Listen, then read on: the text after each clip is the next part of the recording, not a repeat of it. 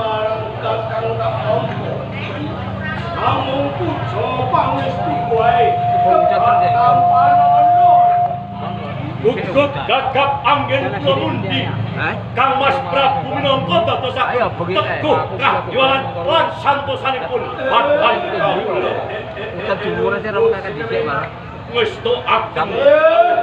Anu jaman Mas Kawu. Boleh dijual. Nyanyi pirang lagu wis. Yo dari jane. Wis ana diri rambut akan dicek. Ora ndelok. Banyu megung ning lapangan. Matur. Tenanipun kula ngumum dhateng panjenengan. Awet menapa? Nek pancen iki kula dene. Suruh belas iki. Apa menika kadang biasa nek bareng iki ingkang dipun saken Kanjeng Sinuwun ingkang papan sore. Kalau Pak himbau juga ora pemain ada pasang ini. Ini di pasar berapa lagi? Saiki kaya kuwi. Pasang dari Pak Rabu. Ada sing kalian anggen kula blontak sedoyo para kawula wonten ing sendang lautan kabeh ing niku arepe saiki para kawula sami dipak lot sinawe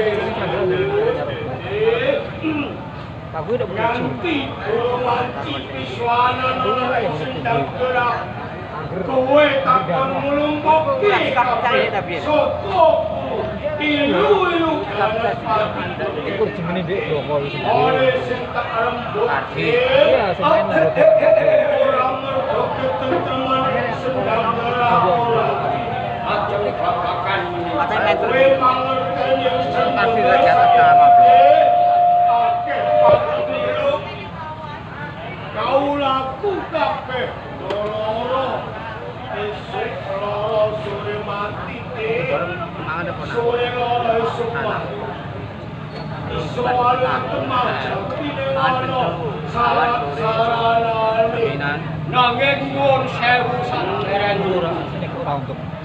panjenengan mulai sampun mangertosi menawi saged nyirep reruwet wonten ing sendang ya tipe anu ape monggo pun walopaken kemawon ora lajeng menapa syarat-syarat dapur kaca telo Ria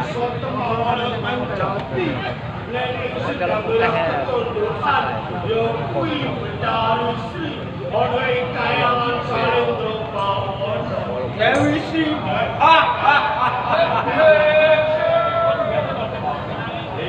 menapa boten nandhai awet boleh ajek ing sendang mangke menika panggenanipun bubuk ya saya ndek suruh lho kenging menapa dadak ngentosi rawuhipun Betari Dewi iki wangsit saka Betara iso sawetawis ing santen ya itu sapa jenenge dinangi lho kil koyo dikir dijepit tekan didi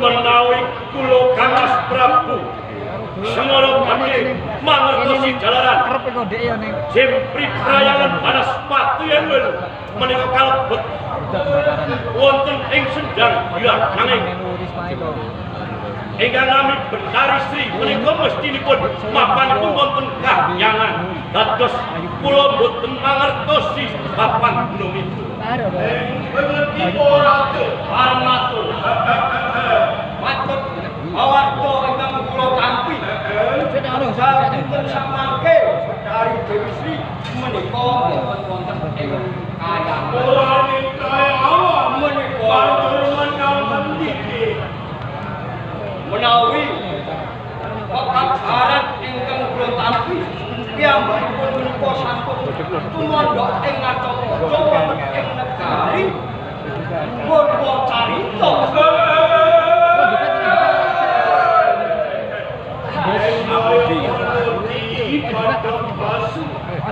kamu masuk